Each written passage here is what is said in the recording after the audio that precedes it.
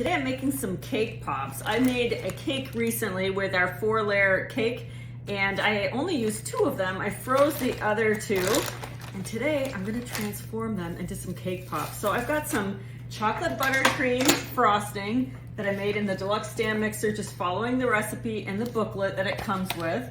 And 1 batch is enough for a half cake mix. So if you don't wanna make your own cake, you can use a cake mix. If you don't want to make your own frosting, you're going to use 2 containers for a full cake mix.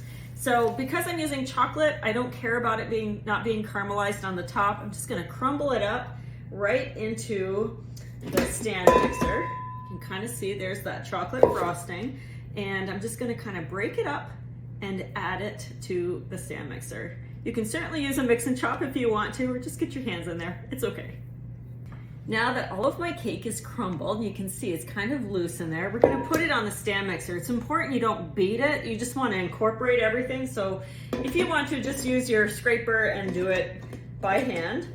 I'm gonna put it in here and I'm gonna just use the custom setting so I have more control over the speed. So custom, and I'm gonna turn it on the 1 speed just to see how it's doing. Everything incorporated.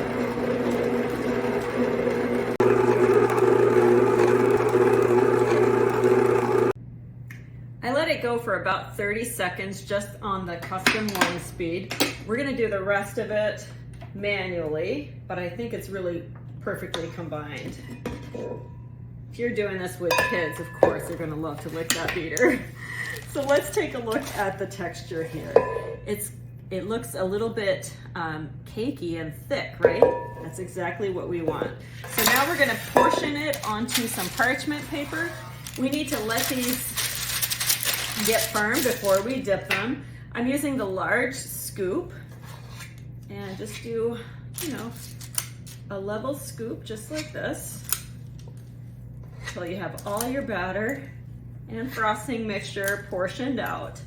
Now, if you want to use a vanilla frosting or a vanilla cake, it's recommended that you trim off those golden edges so that your cake holds that nice color.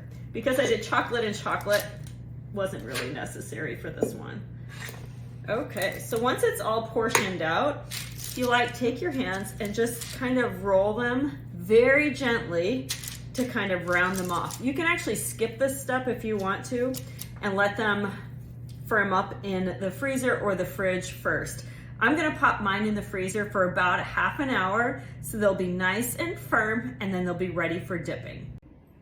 So these have been chilling in the freezer and I saved a couple to show you. They look kind of rough, right? Because they didn't get smoothed out. So after they've been frozen a little while, just take your hands and you can just smooth them out by rolling gently.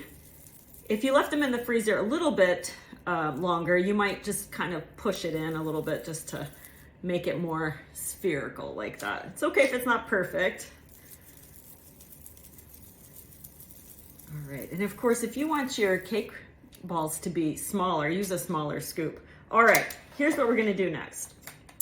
So I like to take a popsicle stick and poke a hole slightly right in the center. After you've poked your hole into your cake ball, take your popsicle stick, or you can use like a lollipop stick, and then just dunk it into your melted chocolate that you're going to be using later. That's going to help make it easier for it to stick while you're lifting it out. So let me tell you a little bit about this melting chocolate. This is what I'm using today. It's the Ghirardelli, they're melting wafers. Using chocolate chips is not preferable for something like this. You can use almond bark or something like that. And you can use a double boiler, but I like to do it in my silicone prep bowls. The first batch I'll do for about 45 seconds. I'll give it a stir and then about 20 more seconds and it will be like this. So you don't want to overdo it because then you're gonna have a problem. And if you've overcooked it, you can't go back and fix it. You'll have to throw it away and start over. So just do a little bit at a time. So once your sticks are set, it only takes a few minutes. Go ahead and pick it up. And what I like to do is use my mini mix and scraper because it's rounded I'll take a spoonful of it and drop it on the top of my cake ball, and then I'll just sort of rotate it right in the indentation to spread that chocolate all the way around. You don't want very much of this. It's just to kind of give a glaze. Okay, now if you want to add something to it, you're gonna do that part right away. So grab a plate and some sprinkles of your choice.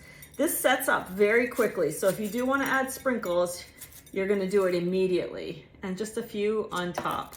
So let me show you the other ones that I've got done already. I've got these right here. Are those cute or what?